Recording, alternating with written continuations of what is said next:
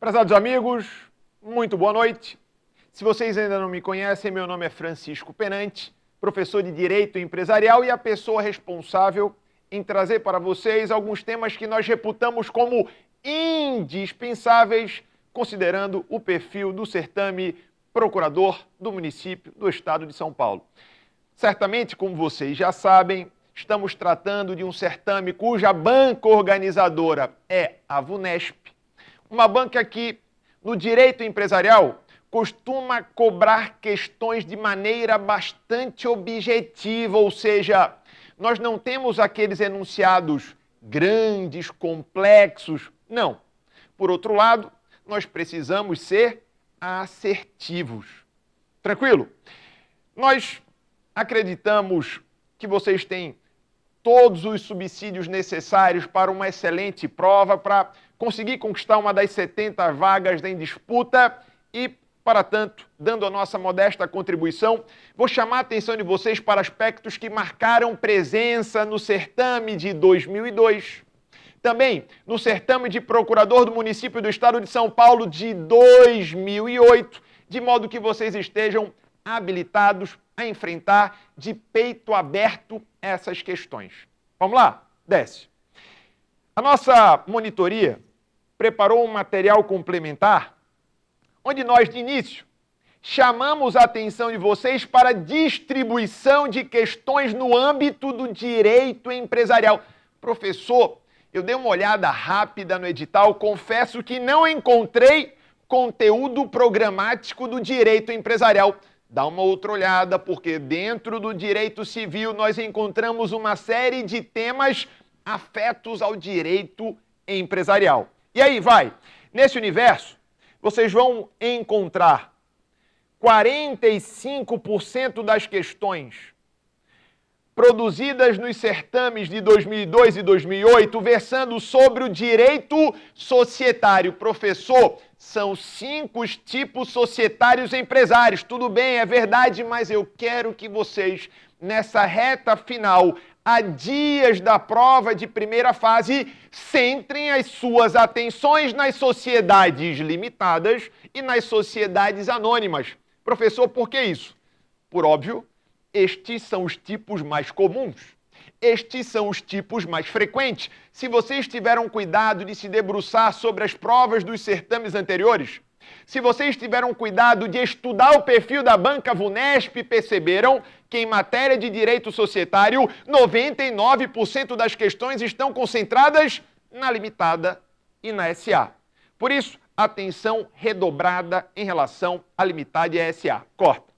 Também é preciso uma atenção especial em relação ao direito cambiário, sobretudo em relação aos atos cambiais, quais sejam endosso, aval e aceite. Vai. Também não podemos menosprezar o direito falimentar a partir de institutos como recuperação judicial, recuperação extrajudicial e a falência. Professor, na prova de 2002 eu vi referência à concordata, mas professor, ali não serve de base para mim.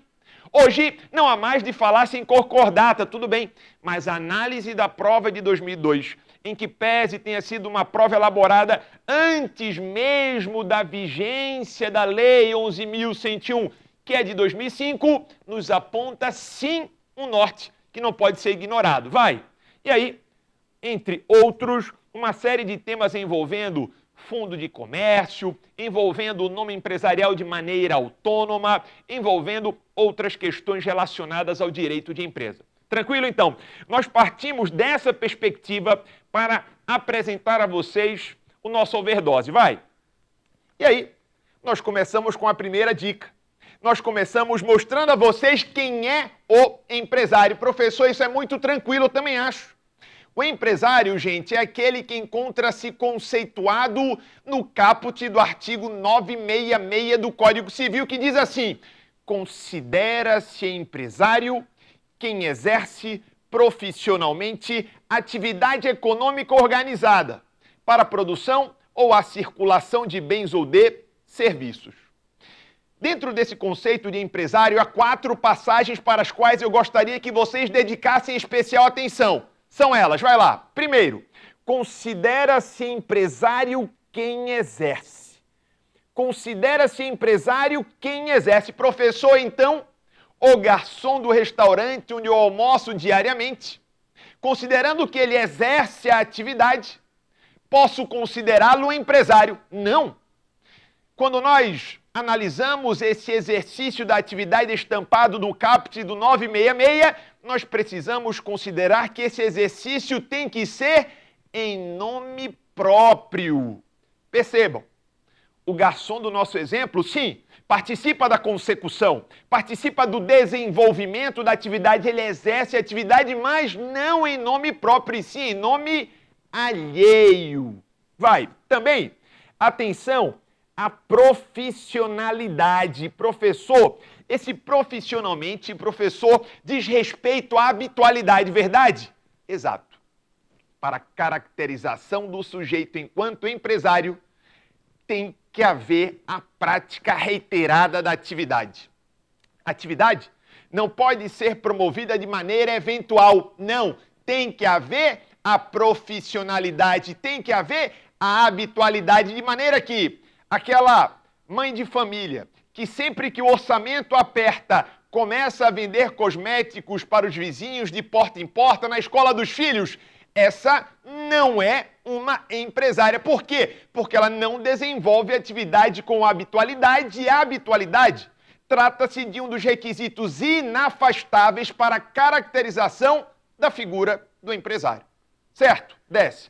Também, muita atenção à expressão atividade econômica. Professor, o que é uma atividade econômica?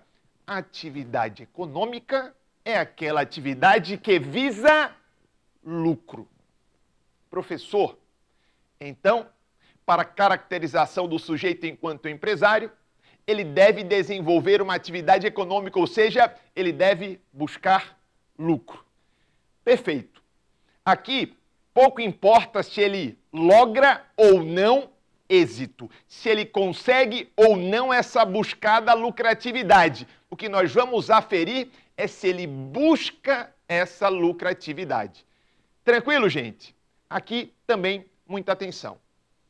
Atenção porque, de fato, todo empresário desenvolve uma atividade econômica, mas nem todo aquele que desenvolve uma atividade econômica será empresário. Pensa na vendedora de cosméticos do nosso exemplo anterior. Ela busca lucro, mas ela não é empresária, considerando que não desenvolve atividade profissionalmente. Perceberam? Tranquilo? Vai. Finalmente, o elemento mais importante, a organização. Caros amigos, não é possível desenvolver uma atividade empresária sem organização. Professor, como nós podemos saber se aquela determinada atividade é ou não desenvolvida de maneira organizada? A partir da presença ou não dos chamados fatores de produção. São eles, vai lá.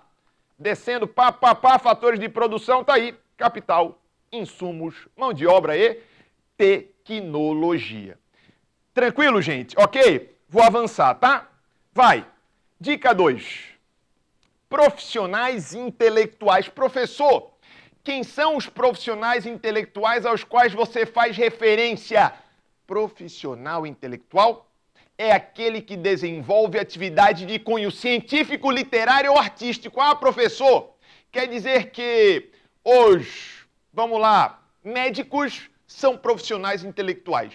Quer dizer, professor, que os escultores, os atores, os dançarinos, os engenheiros são todos exemplos de profissionais intelectuais? Afinal de contas, eles desenvolvem atividade de cunho científico, literário ou artístico. Perfeito.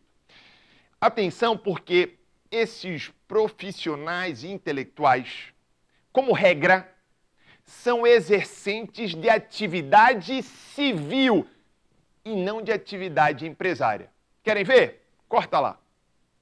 Tá aqui, gente. Os profissionais intelectuais são aqueles que desenvolvem atividade de cunho científico, literário ou artístico, são exercentes de atividade civil, salvo a atividade constitua elemento de empresa. Professor, e o que é o elemento de empresa? Mostro a vocês a partir de um exemplo que eu costumo utilizar nas aulas. Imagina aqui uma pequena clínica que se resume a uma antessala, onde existe uma secretária que recebe o paciente, resolvendo aquelas questões de ordem burocrática e, no segundo momento, encaminhando cada um desses pacientes a cada uma das 3 salas que existem nessa clínica, cada sala com um profissional médico. A clínica se limita a isso. Me responda uma coisa. Se nós tirarmos dessa clínica esses 3 médicos, sobra alguma coisa? Ou será que esse espaço perde total, completa e absolutamente a razão de ser? Professor, esse espaço perde a sua razão de ser. Tudo bem. Agora pensa aqui numa outra clínica. Essa é uma clínica com mais musculatura, com maior densidade, uma clínica onde nós encontramos uma antessala com uma secretária, 3 outras salas, em cada sala um profissional médico, mas também uma pequena cafeteria, mas também um departamento de exames laboratoriais, mas também um departamento para exames de imagem. E aí me respondam. Nessa segunda clínica, se nós sacarmos esses 3 médicos, será que sobra alguma coisa? Ou aquele espaço perde a razão de ser? Espera aí, professor. Nessa segunda clínica sobra sim. De fato, sobra. Percebam que na segunda clínica, a atividade do profissional intelectual é apenas mais um dos elementos da empresa. Percebam que a organização empresarial absorveu a atividade intelectual por eles exercida. Nesse caso, quando isso acontecer, aquela atividade passa a ser uma atividade empresária. Gente, ninguém duvida que um hospital desenvolve uma atividade empresária, verdade? Portanto, fique esperto, a ideia de elemento de empresa encontrada no parágrafo único do artigo 966 do nosso Código Civil. Certo? Vamos lá. Próxima dica. Aqui, reproduzindo essa ideia, um enunciado do Conselho da Justiça Federal, tá, gente? Na sequência, nossa próxima dica, atenção, uma dica sobre a EIRELI ou EIRELI, a empresa individual de responsabilidade limitada. Professor, desculpa. Desculpa, professor, mas eu dei uma olhada no conteúdo programático e não há referência a EIRELI. Professor, por que você está trabalhando isso aqui? Meu amigo, minha amiga, você vai encontrar no conteúdo programático, lá no finalzinho dos temas de civil, a palavra empresário. Quem é o empresário? Empresário é aquele que exerce atividade empresária. Atenção, porque exercem atividade empresária o empresário individual, a sociedade empresária, mas também a EIRELI. Tá certo, amigos? Portanto, o tema pode cair na sua prova e é uma aposta importante por considerar-se de uma, entre aspas, inovação do nosso edital. A EIRELI surge no ordenamento jurídico brasileiro por força da Lei 12.441 de 2011. E ela ingressa efetivamente no nosso ordenamento a partir de 3 dispositivos do Código Civil. Primeiro, o artigo 44. Segundo, o artigo 980-A. Terceiro, o artigo 1033. Professor, me diz uma coisa, professor. A EIRELI é uma sociedade? Essa é uma questão recorrente. Percebam, o artigo 44 sempre foi o artigo responsável por elencar aquelas que são as pessoas jurídicas de direito privado do ordenamento pátrio.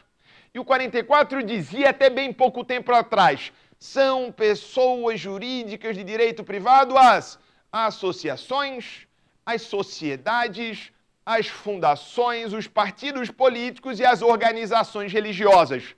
Ponto. Só que, por força da Lei 12.441 de 2011, há a inserção de mais um inciso. O inciso 6º ao artigo 44, nascendo a partir daí a EIRELI como mais nova pessoa jurídica de direito privado do ordenamento brasileiro. E aí, nós respondemos à pergunta inicial.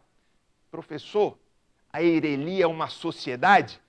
Amigos, quisesse o legislador tratar a Eireli como sociedade, não teria ele esculpido no 44 mais um inciso. Afinal de contas, a pessoa jurídica sociedade já encontrava-se lá no inciso 2º. Portanto, moral da história, a Eireli trata-se de uma pessoa jurídica nova, trata-se de uma pessoa jurídica diferente, trata-se de uma pessoa jurídica sui generis. Tá certo?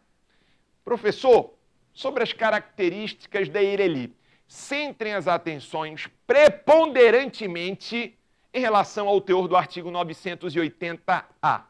E o artigo 980-A, dentre outras coisas, vai dizer, vem comigo, que a Eireli será constituída por uma única pessoa. Professor, a Eireli será constituída por uma única pessoa. Professor, pessoa física ou pessoa jurídica, verdade?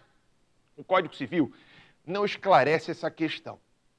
No entanto, o entendimento mais comum aponta na direção de que a Eireli será constituída por uma única pessoa, sendo esta uma pessoa física. Mas, professor, isso contraria princípios basilares do ordenamento brasileiro.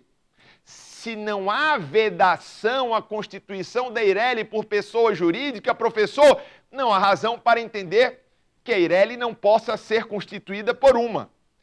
Atenção, amigos, porque esse não é o entendimento dominante. Quando nós nos debruçamos sobre a doutrina, sobre a jurisprudência, escassíssima jurisprudência, quando nós analisamos, inclusive, instruções normativas do Departamento Nacional de Registro de Comércio, ou antigo DNRC, que abriu as portas agora há pouco para o DREI, não é isso, gente? O decreto 8.001 de 2013 sucumbe o DNRC e faz nascer em seu lugar o DREI, o Departamento de Registro Empresarial e Integração, verdade? Muito bem, quando a gente dá uma olhada nas instruções do antigo DNRC, quando a gente mergulha mais fundo no entendimento dominante, nós percebemos que a Eireli, hoje, deve ser constituída unicamente por pessoas físicas. Professor, acontece que eu já mergulhei nessa temática e tenho notícia que uma liminar do Rio de Janeiro autorizou a constituição da Eireli por pessoa jurídica. E aí, professor? De fato, isso procede. Mas esse não é o entendimento dominante. Uma decisão em série de liminar, uma decisão provisória. Amigos, atenção. Eu acredito que dificilmente a banca se meteria nessa confusão. Ainda assim, caso faça, considere o que eu digo, a Eireli será constituída por uma única pessoa, sendo esta uma pessoa física. Vai, também atenção, porque o titular da Eireli, aquele que constitui a Eireli, deverá fazê-lo a partir de um capital mínimo de 100 vezes o maior salário mínimo vigente no país, capital que deve estar totalmente integralizado. Informação importante, não esqueçam, tá certo? A Constituição da Eireli, nos termos do 980-A, exige um capital social mínimo não inferior a 100 vezes o maior salário mínimo vigente no país. Professor, acabou? Quer dizer que a Eireli, professor, é enfrentada no Código Civil por esses artigos e ponto final? Uma nova pessoa jurídica trabalhada por 3 dispositivos apenas? Professor, desculpa, eu não acredito. Atenção, o 980-A no parágrafo 6º vai dizer que aplica-se de maneira supletiva a Eireli as regras das sociedades limitadas. De modo que, se você se depara, a título de exemplo, com uma questão que versa sobre a Eireli, tratando sobre a sua administração, você vai buscar o fundamento para a resposta entre os artigos que cuidam da sociedade limitada. Você certamente já sabe, 1052 ao 1087 do Código Civil. Combinado? Tranquilo? No que forem compatíveis, portanto, poderão ser aplicados à figura da Eireli ou Eireli, como prefira. Tá? Desce lá. Próxima dica, dica 4, uma dica sobre o nome. o nome comercial ou o nome empresarial, como prefiram. Aqui, eu quero mais uma vez fazer um esclarecimento. Professor, desculpa a insistência, mas não há alusão a nome empresarial dentro do conteúdo programático do edital. Professor, nós estamos perdendo tempo. Não estamos, não.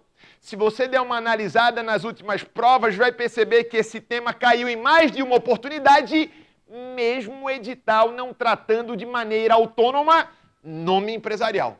Tá certo, gente? Por que isso? Ora, se o edital cobra conhecimento do empresário, se o edital cobra conhecimento da sociedade empresária, por gravidade, por via de consequência, ele está legitimado a cobrar de você conhecimento sobre o nome empresarial. Tranquilo? Ok? Primeira coisa a recordar.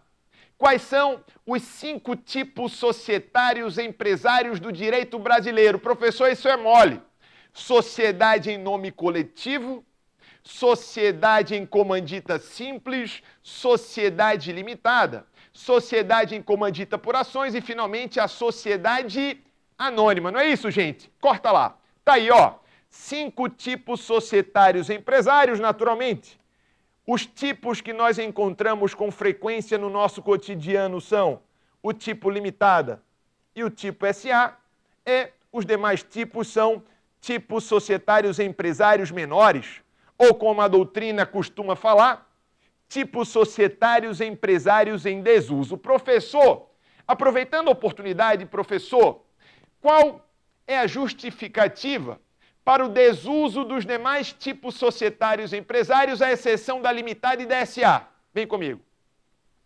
A limitada e a SA, amigos, são os 2 únicos tipos societários empresários nos quais todos os sócios respondem de maneira limitada pelas obrigações sociais.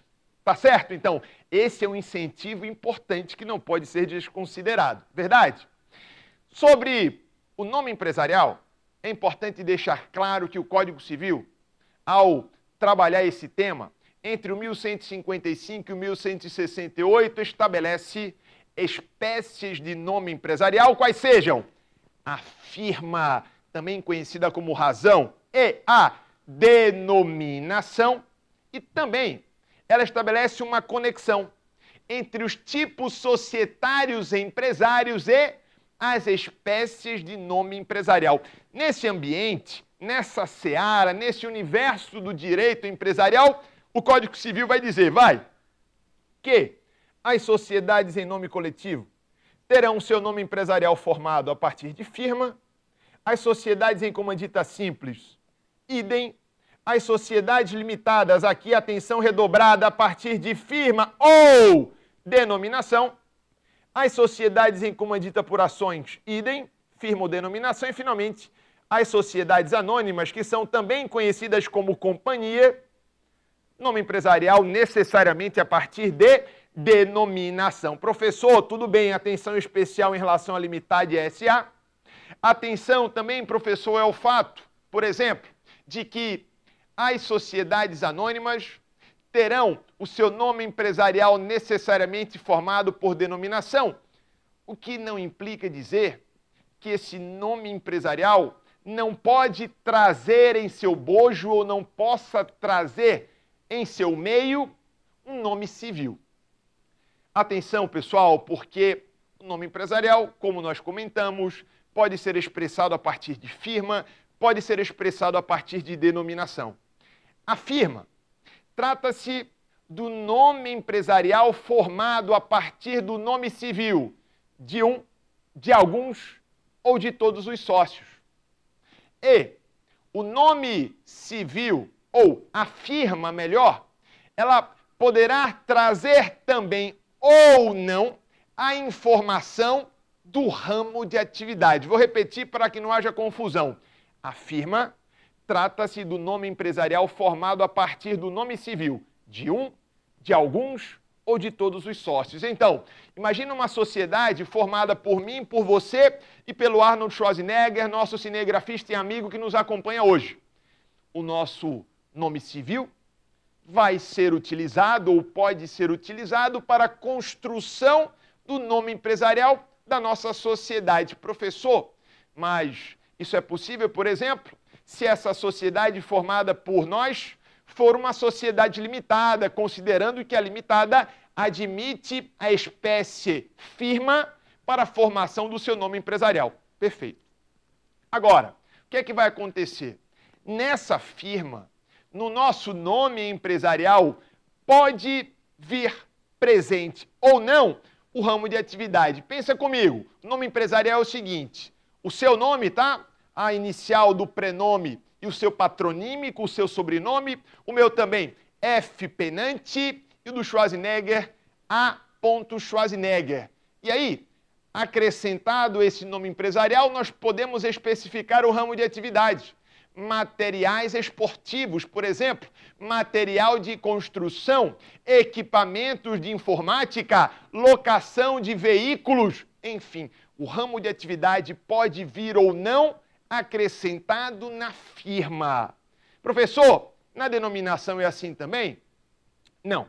Na denominação, o nome empresarial necessariamente deve aparecer. Inclusive, gente, a nossa monitoria, agora há pouco, nos trouxe alguns pontos cobrados no certame de 2002 e de 2008, e um deles tratava exatamente dessa questão. Vocês já viram isso?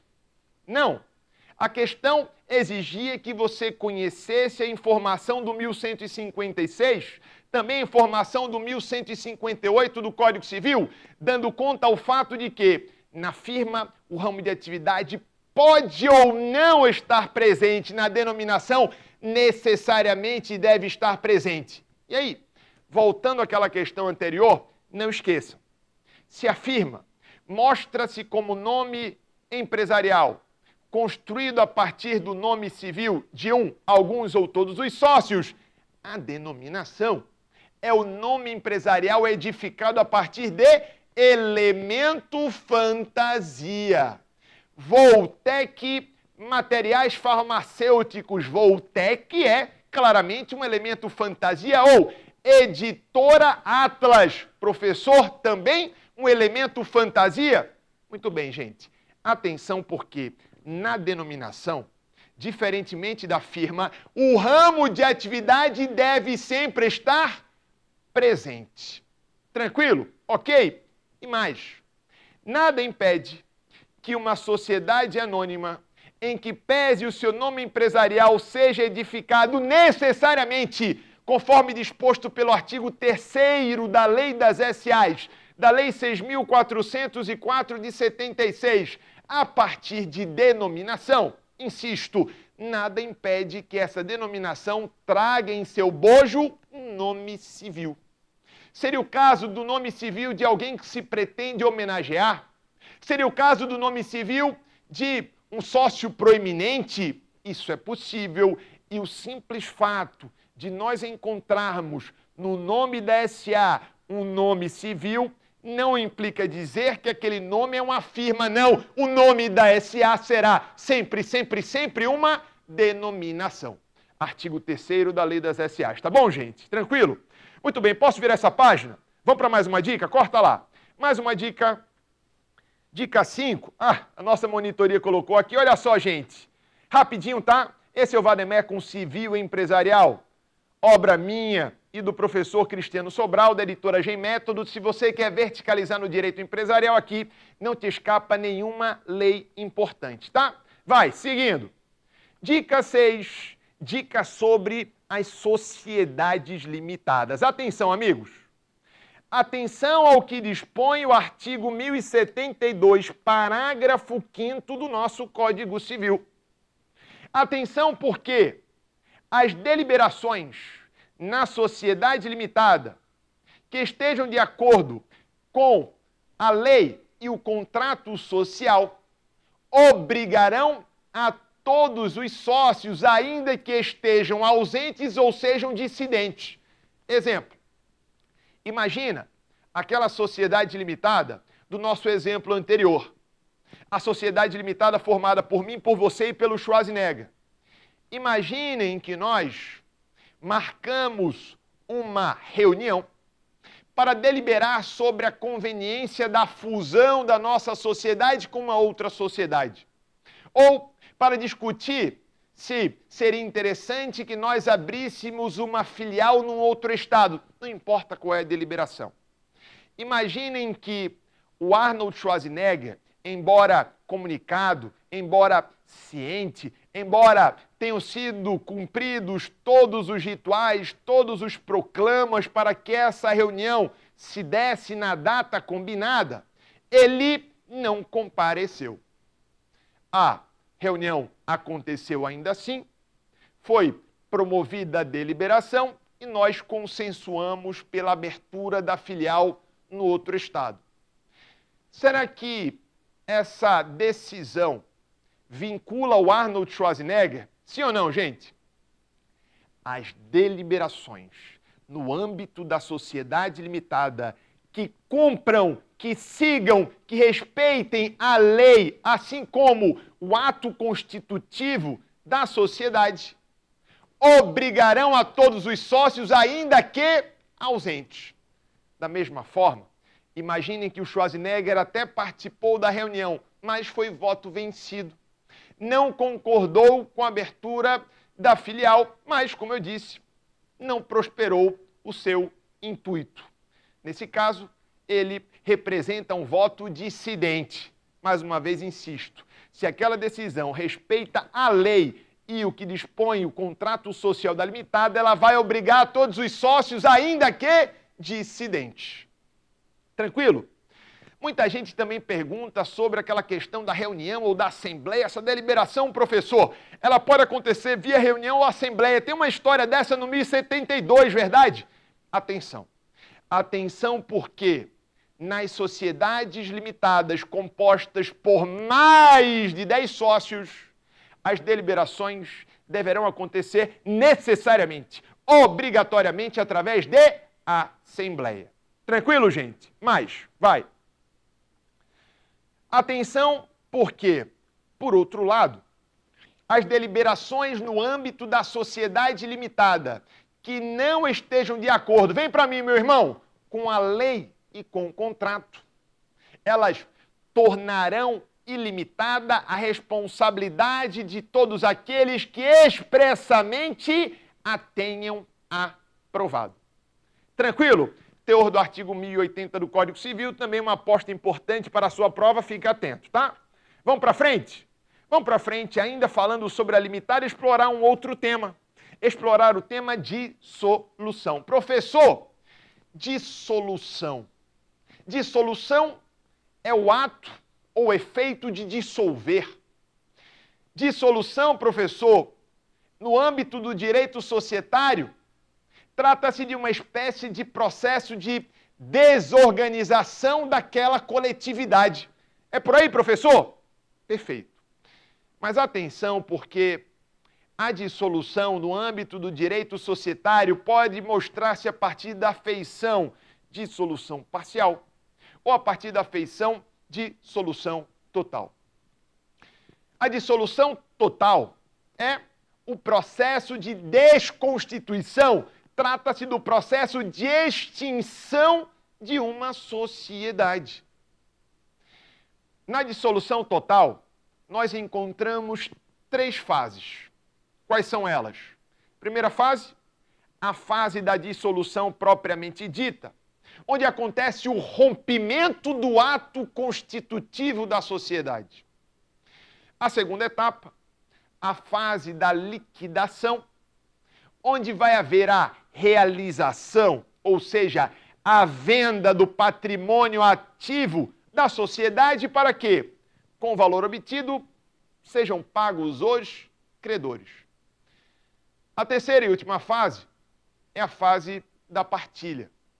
Fase na qual, uma vez cumprida a fase da liquidação e restando recursos, esses recursos deverão ser partilhados entre os sócios na razão direta da participação dos mesmos no montante do capital social. Professor, então, imagina que eu, a título de exemplo, faço parte de uma sociedade que passa por um processo de dissolução total, cumprida a fase de liquidação, ainda há em caixa a importância de R$1 milhão. Professor, Como eu detinha 50% do capital social da sociedade, significa que a mim corresponderá na partilha a bagatela de R$500 mil. É por aí, professor? 50%, não é verdade? Perfeito. Tranquilo, gente? Ok? Mas a dissolução pode mostrar-se também a partir da sua face parcial. É o que acontece no caso da morte de um sócio, conforme dispõe o artigo 1028 do Código Civil. É o que acontece na hipótese da retirada de um sócio, que não tem mais interesse em permanecer naquela sociedade, uma vez rompida a affectio societatis, ou seja, o seu ânimos, a sua vontade de permanecer na sociedade. Retirada que pode mostrar-se a partir do que dispõe o 1029, mas também a partir do que preconiza o artigo 1077 do Código Civil, mas também é uma hipótese de dissolução parcial, a exclusão. É isso aí, a exclusão de sócio. Imagina que na nossa sociedade nós percebemos que o Arnold Schwarzenegger vem praticando atos de inegável gravidade, atos que, se persistirem, levarão invariavelmente a nossa sociedade à bancarrota, à quebra, à falência. Não podemos permitir que isso aconteça. Precisamos envidar esforços no sentido de excluir o Arnold Schwarzenegger. Agora, essa exclusão pode se dar pela via extrajudicial ou pela via judicial. A exclusão extrajudicial exige o atendimento de uma série de requisitos, que são aqueles requisitos elencados no artigo 1085 do nosso Código Civil, caput e parágrafo único, tá bom? Entre aqueles requisitos, vocês vão encontrar a necessidade de previsão no ato constitutivo da limitada, de exclusão por justa causa. Vocês vão encontrar uma série de outros requisitos, dentre os quais quero destacar a exigência de maioria de sócios representativa de mais da metade do capital social. Opa, professor, então deixa eu ver se eu entendi. Para que seja possível a exclusão extrajudicial, para que essa tenha ocasião, para que essa tenha cabimento, aqueles que pretendem excluir o terceiro, nós, no nosso exemplo, deverão deter mais da metade do capital social. Tá, mas imagina a situação. O Arnold Schwarzenegger detém 51% do capital social. E aí? Significa que nós não poderíamos excluí-lo? Não pela via extrajudicial, mas poderíamos fazê-lo pela via judicial do artigo 1030 do Código Civil. Afinal de contas, lá não se exige mais da metade do capital social. Tranquilo, gente? Corta aqui. Eu trago alguns exemplos rápidos no nosso esquema, simplesmente para facilitar a compreensão. Fechado? Vamos virar essa página? Vamos falar um pouquinho sobre a sociedade anônima agora? Vamos lá? Sociedade anônima, lá vai. Constituição por subscrição pública ou particular.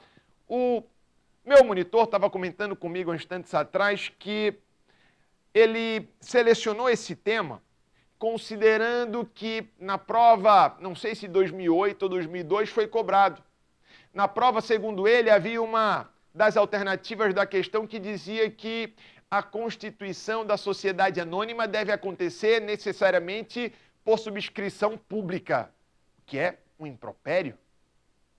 A sociedade anônima pode ser constituída tanto por subscrição pública quanto por subscrição particular. Confere. Artigo 82 e seguinte da Lei das SAs, também o artigo 88 da mesma. Tá claro, gente? Vai, aqui, ó. Eu deixo claro a diferença de maneira ampla, tá? Da subscrição pública para a subscrição particular. Tranquilo? Vamos para frente? Vamos para frente. Opa! Assembleia Geral, tema super importante. Meu amigo, minha amiga, atenção aos órgãos da administração da SA. Professor, os órgãos da administração da SA, nós já estudamos, são, primeiro, Assembleia Geral. Segundo, Conselho de Administração. Terceiro, diretoria. Quarto, Conselho Fiscal. Maravilha. Vamos para as diferenças rapidamente. Assembleia Geral. A Assembleia Geral trata-se do órgão máximo da sociedade anônima. A Assembleia Geral que é o órgão deliberativo por excelência. A Assembleia Geral que vai, portanto, deliberar, onde acontecerão as decisões que vão repercutir no destino daquela sociedade anônima. Professor, a Assembleia Geral, ela pode ser ordinária, mas pode ser também extraordinária. E, professor, há alguns artigos para os quais eu devo dedicar especial atenção no estudo da Assembleia Geral, verdade? Vem comigo. Rapidinho, nesses dias que antecedem a prova, vocês têm a obrigação de estudar esses artigos que nós acabamos de mencionar. Está aí, sobretudo, 121 a 137 da Lei 6.404 de 76. Tá bom, gente? Professor, rapidamente, professor, para a gente enfrentar uma quantidade maior de temas. E quanto ao Conselho de Administração? O Conselho de Administração trata-se também um órgão de deliberação colegiado, um órgão que tem a atribuição de selecionar matérias de interesse da SA, matérias que serão enviadas à Assembleia para deliberação. Conselho de Administração, muita atenção a essa informação, que trata-se de um órgão de formação facultativa. Professor, repita, o Conselho de Administração cuida-se de órgão de formação facultativa. Professor, sempre? Não. O Conselho de Administração deverá obrigatoriamente ser formado no caso das sociedades anônimas abertas, das sociedades anônimas de capital autorizado e das sociedades anônimas de economia mista. Muita atenção a essa informação. Vai, e aqui, gente, nós lançamos para vocês todas essas informações. Tranquilo? Para frente. Diretoria. Ora, pensa comigo. A Assembleia Geral delibera, decide. Quem é que executa o que ela delibera? A diretoria. Portanto, a diretoria trata-se do órgão executivo. Diretoria que também responde pela representação da SA. Claro, quem é que vai formalizar os contratos com os fornecedores, com os parceiros comerciais? A diretoria. A diretoria é o órgão que executa, é o órgão que representa a SA. Vai lá. Informação na tela. Atenção, por fim, ao Conselho Fiscal, que, como o próprio nome denuncia, exerce o papel de fiscalização e controle da administração da sociedade anônima. Tranquilo? Conselho Fiscal, que trata-se de um órgão de formação obrigatória, ainda que o seu funcionamento seja facultativo. Tá claro, gente? Tranquilo? Dá uma lida, vai, no Conselho Fiscal. Percebam que os membros do Conselho Fiscal percebem uma remuneração pelo desempenho das suas funções. Fiquem atentos ao fato de que, vem para mim, Schwarzenegger, os conselheiros fiscais têm que ser pessoas residentes no Brasil. Enfim, dá uma olhada nos artigos que nós apontamos, são artigos que nós apostamos poderão aparecer na sua prova, tá? Tranquilo? Muito bem, vamos seguir? Vai lá. Próxima dica. Responsabilidade dos sócios na limitada e na SA. Amigo, aqui nós temos uma gama gigantesca de informações. Vou, nesses 15 minutos que nos restam, tentar de maneira objetiva situar vocês em relação à responsabilidade dos sócios na limitada e na SA. Atenção, vai. Atenção porque são sociedades que respondem de forma limitada, como vocês já sabem, as sociedades limitadas e as sociedades anônimas. As sociedades em nome coletivo são sociedades nas quais todos os sócios respondem de forma ilimitada.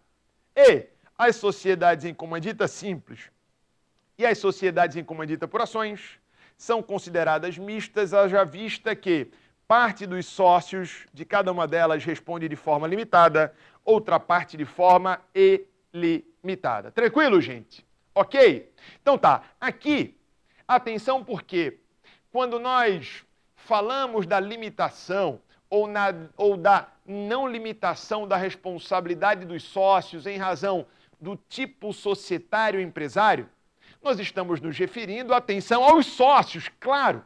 Não estamos nos referindo à sociedade.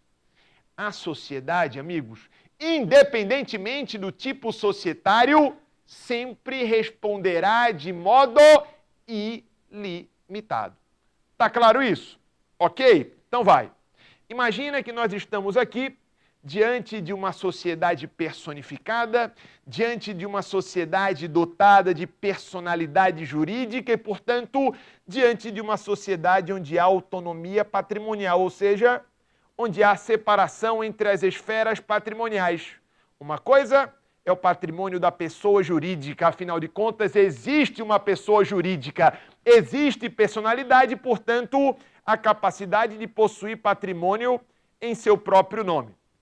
Outra coisa distinta é a esfera patrimonial dos sócios, é o patrimônio pessoal dos sócios. De modo que, se nós estamos diante de uma sociedade personificada, o credor dessa sociedade deverá, para a satisfação do seu crédito, primeiro investir-se contra o patrimônio da sociedade, o qual, como eu dizia, responderá sempre de forma ilimitada e, apenas se este não for suficiente, é que ele vai poder, como segunda alternativa, investir-se contra o patrimônio pessoal dos sócios. Aí, amigos, contra o patrimônio pessoal dos sócios, ele poderá investir-se de forma limitada ou de forma ilimitada, a depender do tipo societário empresário.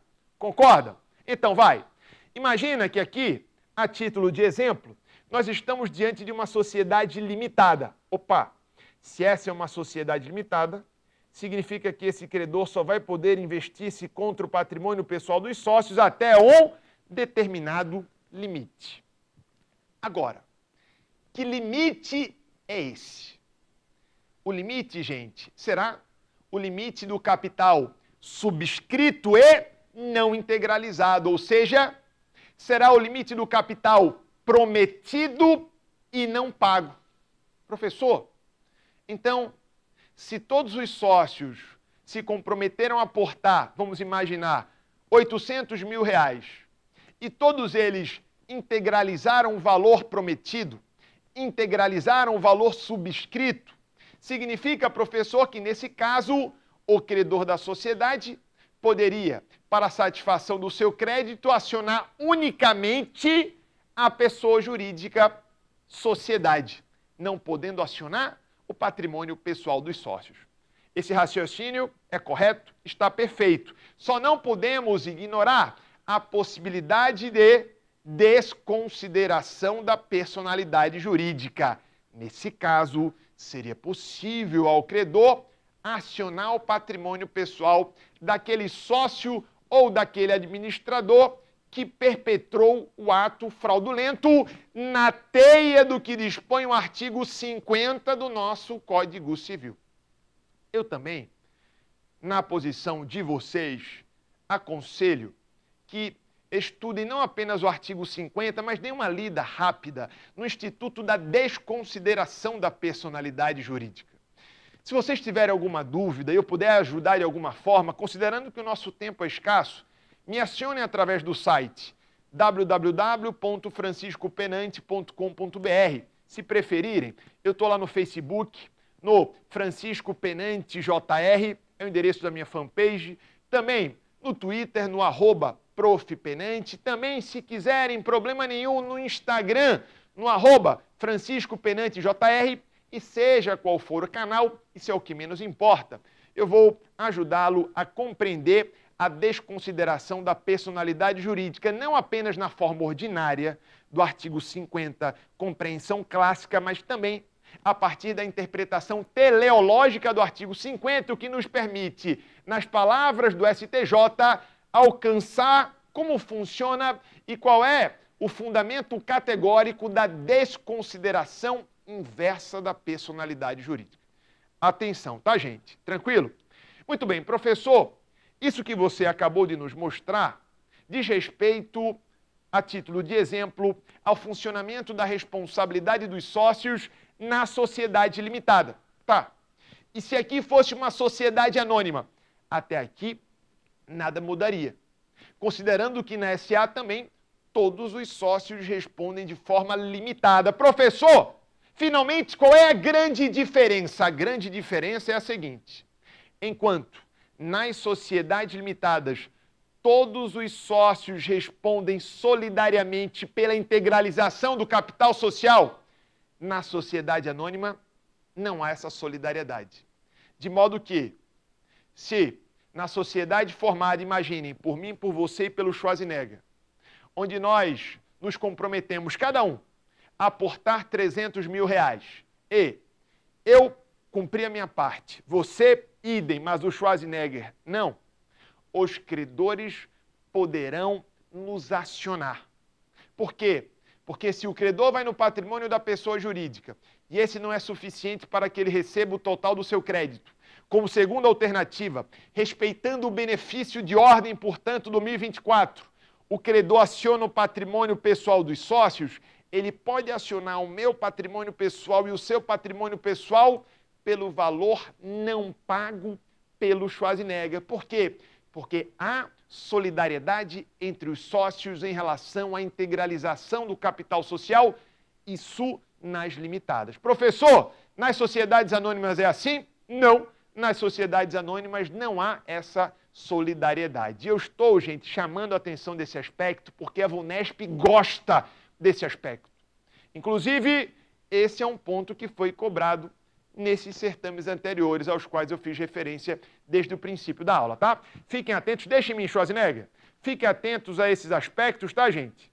E aí, eu quero, na sequência, rapidamente, chamar a atenção de vocês para mais alguns pontos que eu considero importantes. Primeiro, quero fazer referência, corta lá, meu irmão, à súmula 503 do STJ, uma súmula fresquinha, uma súmula nova que trata do prazo prescricional para ajuizamento da ação monitória. Professor, o entendimento corrente, professor, já apontava para um prazo quinquenal. Mudou alguma coisa? Não. Prazo para ajuizamento da ação monitória em relação ao cheque, 5 anos, agora cristalizado no enunciado da súmula 503 do STJ. E a súmula 504, fazendo referência desta feita à nota promissória, também vai na mesma direção. Não esqueçam, o prazo prescricional para ajuizamento do procedimento injuntivo, ou seja, para o ajuizamento da ação monitória em face da nota promissória, também é quinquenal. Tá certo, gente? Atenção, porque, vocês sabem, a banca pode querer certificar-se se vocês estão acompanhando a dinâmica dos nossos tribunais, súmulas 503 e 504 do STJ, tá? Tranquilo? Vamos seguir? Aqui, ó, eu quero chamar também a atenção de vocês para o aval parcial. Outra dica caiu nas provas anteriores. Professor, aval parcial. Atenção. Atenção, porque o aval trata-se de uma garantia cambial. Não é verdade? É, professor. O aval trata-se de uma garantia própria para títulos de crédito. De fato. Não podemos aqui confundir o aval com a fiança, considerando que, se a fiança se presta para garantir contratos, se a fiança trata-se de uma obrigação civil, o aval se presta para garantir títulos de crédito. O aval consiste em uma garantia cambial. E aí, a diferença mais marcante entre o aval e a fiança aponta na seguinte direção. Imaginem, eu sou credor a partir de uma obrigação contratual e o meu devedor conta com um garantidor a partir da fiança, tá? Então, se eu quero acionar o fiador, eu terei que primeiro acionar o afiançado, eu terei que primeiro acionar o devedor principal e apenas se eu não prospero no meu intento, é que eu vou poder acessoriamente, subsidiariamente, como segunda alternativa, investir-me contra o fiador. A garantia da fiança, ela é acessória. Professor, e quanto ao aval? Ora, gente, a garantia do aval é uma garantia solidária. Atenção ao que dispõe o artigo 32 da Lei Uniforme de Genebra. Lembrem-se que eu, na condição de credor de um devedor que conta com avalista, posso acionar diretamente o avalista se eu assim quiser. Posso acionar diretamente o devedor principal, posso acionar a ambos, problema nenhum. A minha garantia é uma garantia de aval e o aval cuida-se de uma garantia solidária. Tá certo, gente? Isso caiu em provas anteriores. Tranquilo? Muita atenção à figura do aval parcial. Imagina só, você é devedor de uma letra de câmbio, ou de uma duplicata, ou de um cheque, ou de uma nota promissória, não importa. Eu quero assinar esse título de crédito na condição de avalista, na condição de garantidor solidário. Tudo bem. Será que eu posso, por outro lado, avalizar apenas uma parte desse título ou não? Será que eu posso promover o chamado aval parcial ou não? Amigos, atenção, porque o artigo 30 da Lei Uniforme de Genebra admite o aval parcial. O artigo 29 da Lei do Cheque admite o aval parcial, de modo que a nota promissória, a letra de câmbio, o cheque admitem, por força de lei, o aval parcial. Mas, professor, você está negligenciando o teor do parágrafo único do artigo 897 do Código Civil. Amigo, o Código Civil, em matéria de títulos de crédito, aplicar-se-á de maneira supletiva, de maneira complementar, ou seja, se a lei especial é silente sobre aquela questão, eu vou, como segunda alternativa, buscar o respaldo do Código Civil. De modo que, se a nota promissória, a letra de câmbio, por força do artigo 30 do Decreto 57663, combinado com o artigo 77 do mesmo decreto, autorizam um aval parcial em relação à nota e à letra de câmbio, eles são admitidos. Se o artigo 29 da Lei 7357 de 85, a lei especial que versa sobre o cheque, admite o aval parcial, o cheque comporta o aval parcial. E o fato do Código Civil vedar o aval parcial não causa qualquer tipo de constrangimento nesse sentido. Tá bom, gente? Tranquilo? Ok? Muito bem, vai. Essa informação encontra-se aqui, disponível no nosso material complementar. Vem para mim. E eu quero, gente, para fechar, também apresentar uma dica para vocês sobre a Lei 11.101 de 2005, a Lei de Recuperação de Empresas de Falência, combinado? Vou chamar a atenção de vocês para dois dispositivos. Corta lá. Primeiro dispositivo, o artigo 2º. O artigo 2º da Lei 11.101 diz assim: esta lei não se aplica, ou seja, a Lei 11.101, que trata da recuperação judicial, da recuperação extrajudicial e da falência, não se aplica, às empresas públicas e às sociedades de economia mista, ou seja, não se aplica às estatais. Maravilha, atenção, esta é uma inaplicabilidade absoluta. Mas, o artigo 2º traz no inciso 2º também uma série de outros entes para os quais a inaplicabilidade aviltada pela Lei 11.101 trata-se de uma inaplicabilidade relativa. Por exemplo, instituições financeiras, atenção. Atenção porque a Lei 6.024 de 74, já no artigo 1º, deixa clara a possibilidade de decretação da falência das instituições financeiras.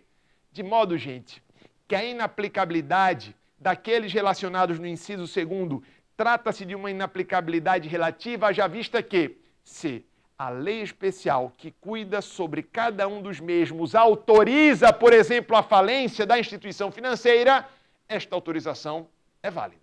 Tá claro, gente? Ok? E por fim, agora sim, corta para mim, meu irmão. Quero mostrar a vocês uma dica sobre, a competência em matéria de recuperação judicial, extrajudicial e falência. Professor, como assim? Olha só, a questão é, quem é que tem a competência para homologar a recuperação extrajudicial? De quem é a competência para deferir a recuperação judicial? De quem é a competência para decretar a falência? O artigo 3º responde. A competência será do juízo, do local, do principal estabelecimento do devedor e não necessariamente da sede, tá certo, gente? Muita atenção a esse aspecto. E também, para finalizar, quero chamar a atenção de vocês para 2 artigos lá da Lei 11.101 de 2005, artigos que não podem estar ausentes na sua preparação. Eu me refiro aos artigos 83 e 84. Tá certo, gente? Nosso tempo esgotou. Eu espero haver ajudado. Me contem depois nas redes sociais como vocês se saíram na prova. Um abraço forte, sucesso na empreitada, empresarial na veia. Valeu!